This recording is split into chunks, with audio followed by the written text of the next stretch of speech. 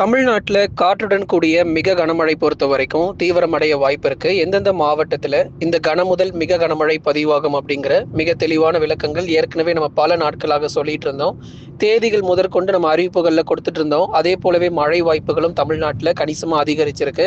எந்தெந்த மாவட்டத்தில் இனி வரும் நாட்களிலும் இன்றைக்கும் நமக்கு கனமழை பொறுத்த வரைக்கும் தீவிரமடையும் அப்படிங்கிறத மிக தெளிவாக பார்க்கலாம். நண்பர்களே, கடைசி வரைக்கும் வானிலை அறிக்கையை கேட்டு பயன்பெற்றுக் கொள்ளுங்க.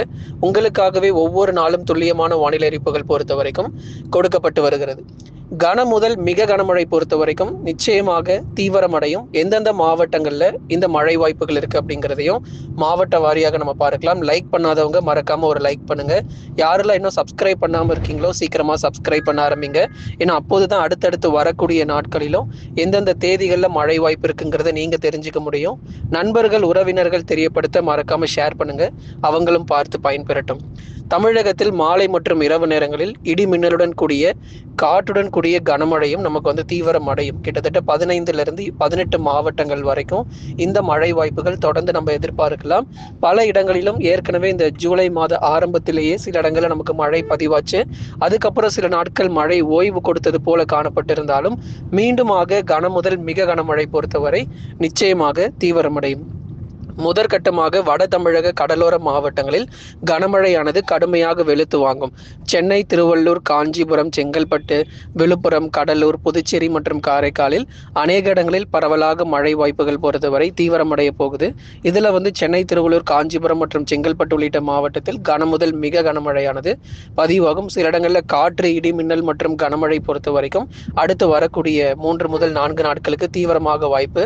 ஏன்னா பகல் நேரங்களில் காஞ்சிபுரத்துல மட்டும் கிட்டத்தட்ட 39 டிகிரி செல்சியஸ் முதல் 40 டிகிரி செல்சியஸ் வரைக்கும் வெப்பம் பதிவாகி இருக்கிறது. நிறைய இடங்கள்ல கடுமையான மழை பொழிவுகளும் இனி வரும் நாட்கள்ல பதிவாகும். எந்த அளவுக்கு வெயிலுடைய தாக்கம் மிக கொடூரமாக பகல் நேரங்கள்ல பதிவாச்சோம், அதை விட 2 மடங்கு மழை பொழிவும் நிச்சயம் தீவிரமடையும். சென்னை மற்றும் செங்கல்பட்டு உள்ளிட்ட மாவட்டங்களிலும் கனமழை பொறுத்த வரைக்கும் தீவிரமடைய வாய்ப்புகள் இருக்கிறது. ஆகவே வட தமிழக கடலோர மாவட்டங்கள்ல பெரும்பாலான பகுதிகளில் கனமழையும் ஓரிரு இடங்கள்ல மிக கனமழை கூட எதிர்பார்க்கலாம். திருவள்ளூர் மாவட்டங்களிலும் கனமழை பொறுத்தவரை அதிகரிக்கக்கூடும். கடலூர், விழுப்புரம், புதுச்சேரி மற்றும் காரைக்கால், கள்ளக்குறிச்சியிலும் பரவலாக கனமழை பொறுத்தவரை தீவிரமடைய வாய்ப்பு இருக்கு. இந்த மழை வாய்ப்புகள் எல்லாமே மாலை, இரவு மற்றும் நள்ளிரவிலேயே அதிகமாக எதிர்பார்க்கலாம். ஏன்னா நிறைய பேர் பகல் நேரங்கள்ல மழைக்கான வாய்ப்பு இருக்குமா அப்படின்னு கேட்டிருக்கீங்க. கண்டிப்பாக காலை மற்றும் பகல் நேரங்கள்ல மழை தீவிரம் இருக்க போறது கிடையாது. மாலை மற்றும் இரவு நேரத்துல மட்டும்தான் தமிழ்நாடு முழுவதுமாக பெரும்பாலான பகுதிகளில் கனமழையானது ரொம்பவே தீவிரமாக இருக்கும். சில இடங்கள்ல காற்றுமே பலத்த காற்று வீச வாய்ப்பு. தரை காற்று பொறுத்த வரைக்கும் 30 to 40 கிலோமீட்டர் வேகம் வரைக்கும் தரை காற்று பொறுத்தவரை வீசுவதற்கான வாய்ப்புகளும் அதிகம் எதிர்பார்க்கலாம். அடுத்தபடியாக வட தமிழக உள் மாவட்டங்கள் வேலூர், திருப்பத்தூர், ராணிப்பேட்டை, திருவண்ணாமலை, கிருஷ்ணகிரி, தருமபுரி உள்ளிட்ட வட தமிழக உள் மாவட்டத்திலும் ஒரு சில பகுதிகளில் நமக்கு பகுதியாக கனமழை பொறுத்த வரைக்கும் தீவிரமாக இருக்கும். திருவண்ணாமலை மாவட்டம், அதை தொடர்ந்து சேலம், நாமக்கல், கரூர், திருப்பூர், ஈரோடு உள்ளிட்ட இடங்களிலும் பரவலாக மழை பொழிவுகள் கணிசமாக அதிகரிக்க வாய்ப்பு. ஒரு சில இடங்களில் நமக்கு மிதமான மழையும் ஒரு சில இடங்களில் கனமழையுமாக வட தமிழக உள் மாவட்டத்திலும் பதிவாகும். அதில் குறிப்பாக திருப்பத்தூர் மாவட்டம் மற்றும் ராணிப்பேட்டை மாவட்டம், வேலூர் மாவட்டங்கள் கொஞ்சம் கவனமாக இருந்துக்கோங்க. இங்க கனமழை சற்று தீவிரமாகவே நமக்கு இருக்கும். அதுல திருப்பத்தூர்ல ஜோலார்பேட்டை, வாணியம்பாடி மற்றும் அதன் சுற்றுவட்டார பகுதிகள், வேலூர் மாவட்டத்துல காட்பாடி மற்றும் அதன் சுற்றுவட்டார பகுதிகள், குடியாத்தம் உள்ளிட்ட இடங்களிலும் பரவலாக கனமழை பொறுத்த வரைக்கும் கண்டிப்பாக அதிகரிக்கும். திருவண்ணாமலை மாவட்டத்தினுடைய வடகிழக்கு பகுதி மற்றும் வடக்கு பகுதி, வந்தவாசி, செங்கம், போலூர் மற்றும் அதன் சுற்றுவட்டார பகுதிகளிலும் பரவலாக இடி மின்னலுடன் கூடிய கனமழை பொறுத்தவரை மாலை நேரங்கள் அப்படி இல்லைன்னா இரவு நேரங்களில் நிச்சயமாக பதிவாகக்கூடும். தொடர்ந்து வட தமிழக உள் மாவட்டத்திலும் பெரும்பாலான பகுதிகளில் பரவலாக நீங்கள் மழை பொழிவை எதிர்பாருங்க. டெல்டா மாவட்டங்கள் அடுத்தபடியாக நம்ம பார்க்க போகிறது. டெல்டா மற்றும் தென் மாவட்டத்தில் பகுதியாக மிதமான மழை கிடைக்கும். தஞ்சை, நாகை, திருவாரூர், அரியலூர், பெரம்பலூர், திருச்சி மற்றும் புதுக்கோட்டை உள்ளிட்ட டெல்டா மாவட்டத்தில் இருக்கக்கூடிய இடங்களில் பகுதியாக நமக்கு மிதமான மழை பொறுத்த வரைக்கும் கிடைப்பதற்கான வாய்ப்பு இருக்கு. ஏன்னா சில இடத்துல மிதமான மழை, சில இடங்கள்ல கனமழைன்னு சொல்லி அந்த பகுதியான மழை பொழிவை டெல்டா மாவட்டத்துல கண்டிப்பாக நம்ம எதிர்பார்க்க முடியும். புதுக்கோட்டை மற்றும் திருச்சிராப்பள்ளியிலும் மிதமான மழை பொறுத்தவரை பல்வேறு இடங்களில் அதிகரிக்கும். தென் மாவட்டத்தில் மதுரை, திண்டுக்கல், விருதுநகர், சிவகங்கை, ராமநாதபுரம், தூத்துக்குடி மற்றும் திருநெல்வேலி உள்ளிட்ட மாவட்டங்களிலும் ஒரு சில இடத்துல லேசானது முதல் மிதமான மழையாக, தென் மாவட்ட பகுதிகளில் பகுதியாக அங்கொன்றும் இங்கொன்றுமாகவே மழை இருக்கும். ஒரே நாளில் எல்லா பகுதிகளுக்கும் நிச்சயம் கனமழை பொறுத்த வரைக்கும் தீவிரமாக வாய்ப்புகள் கிடையாது. ஏன்னா தென் மாவட்ட பகுதி, வட தமிழ்நாட்டில் மாவட்டத்தில் இருக்கக்கூடிய எல்லா பகுதிகளிலும் மழை பெய்யும். ஆனால் தென் தமிழ்நாட்டில் ஒரு சில இடத்துல பகுதியாக தான் நமக்கு மழை பதிவாக வாய்ப்பு இருக்கு. அதனால அதிக மழை வரும்னு சொல்லி நம்பி ஏமாற வேண்டாம். அதனால ஒரு சில இடங்கள்ல மட்டுமே இந்த மழை பொழிவு கண்டிப்பாக இருக்கும். கடைசியாக நம்ம மேற்கு தொடர்ச்சி மலை ஒட்டிய மாவட்டங்கள், நீலகிரி மற்றும் கோயம்புத்தூர் தினந்தோறும் நல்ல மழை பொழிவுங்க. ஏற்கனவே 5 சென்டிமீட்டர் 6 சென்டிமீட்டர்னு மழை வந்து கொண்டு தான் இருக்கு. நீலகிரி மாவட்டத்தில் எடுத்துக்கோங்க. மேற்கு பகுதிகளில் அவலாஞ்சி, உதகமண்டலம் மற்றும் அதன் சுற்றுவட்டார பகுதிகள், கோயம்புத்தூருடைய தெற்கு பகுதி வால்பாறை, சோலையாறு, சின்ன கல்லாறுன்னு சொல்லி கோயம்புத்தூரினுடைய தெற்கு பகுதிகளிலும் நமக்கு மழை பொழிவு பொறுத்த வரைக்கும் ரொம்பவே தீவிரமாகிட்டு இருக்கு. தேனி, தென்காசியில வானம் ஓரளவு மேகமூட்டமும் மிதமான மழைக்கான வாய்ப்பு இருக்கு. தேனி மற்றும் தென்காசியில மிதமான மழைக்கான வாய்ப்பு இருக்கு.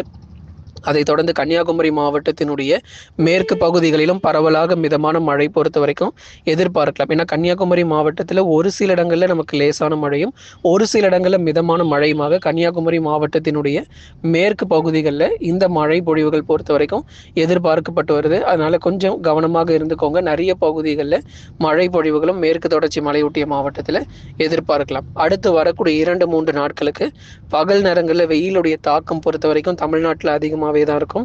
அதுல நமக்கு இயல்பிலிருந்து கூடுதலாக 2 முதல் 3 டிகிரி செல்சியஸ் வரைக்கும் வெப்பம் பதிவாக வாய்ப்பு இருக்கு. நிறைய மாவட்டங்கள், உதாரணமா நீங்க தென் மாவட்டத்துல மதுரை, திண்டுக்கல் எடுத்துக்கிட்டா கூட 39 டிகிரி செல்சியஸ் முதல் 40 டிகிரி செல்சியஸ் வரைக்கும் வெப்பம் பதிவாயிருக்கு. ஒரு மே மாதத்துல எந்த அளவுக்கு வெயிலுடைய தாக்கம் இருக்குமோ அதே போலதான் இந்த ஜூலை மாதத்திலும் வெயிலுடைய தாக்கம் பொறுத்த வரைக்கும் ரொம்ப தீவிரமா இருந்து வருது. உதாரணமாக நம்ம வட தமிழ்நாடாகட்டும் தென் தமிழ்நாட்டிலும் பல பகுதிகளிலும் வெப்பநிலை பொறுத்த வரைக்கும் மிக தீவிரமாகவே நமக்கு பதிவாகிட்டு இருக்கு. தொடர்ந்து இனி வரக்கூடிய நாட்களிலும் நிறைய இடங்களில் நமக்கு மழை வாய்ப்பு பொறுத்த வரைக்கும் அதிகரிக்கும். சென்னை, திருவள்ளூர், காஞ்சிபுரம், செங்கல்பட்டில் எந்த அளவுக்கு வெயிலுடைய தாக்கம் இருக்கோ அதே போல தான் இன்னும் நிறைய மாவட்டங்களில் வெப்பம் பதிவாகியிருக்கு.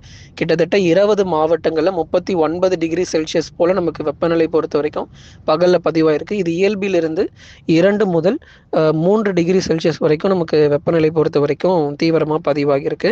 அடுத்தடுத்து வரக்கூடிய நாட்களிலும் இதே போல வெப்பநிலை ஒரு பக்கம் பகல் நேரங்களில் ரொம்ப அதிகமாக இருந்தாலும் மாலை மற்றும் இரவு நேரத்தில் கனமழையும் நமக்கு வெளுத்து வாங்க ஆரம்பிச்சிடும். அடுத்ததாக நம்ம காவேரி நீர்பிடிப்பு போன்ற பகுதிகளில் கனமழை பொறுத்த வரைக்கும் தொடர்ந்து பதிவாகிறதுனால, குறிப்பாக கர்நாடக மாநிலங்களில் கனமழை பொறுத்த வரைக்கும் ரொம்ப தீவிரமாக இருக்கும். அப்படிங்கிறதுனால மேட்டூருக்கு வரக்கூடிய நீர்வரத்து அப்படிங்கிறது கணிசமாக அதிகரிக்க போகுது. அதாவது உதாரணமாக எடுத்துக்கிட்டோன்னா அந்த காவிரி நீர்பிடிப்பு போன்ற இடங்களில் கபினி மற்றும் கிருஷ்ணசாகர் அணை பகுதிகளில் பெய்து வரக்கூடிய தொடர் கனமழை காரணமாக மேட்டூருக்கு நீர்வரத்து நமக்கு இனி வரும் நாட்களில் அதிகரிக்க போகுது. தொடர்ந்து இந்த மழை பொழிவுகளும் தீவிரமாக இருக்கும். அதனால காவிரி கரையோர பகுதியில் இருக்கிறவங்க தயவு செய்து உஷாராக இருந்துக்கோங்க.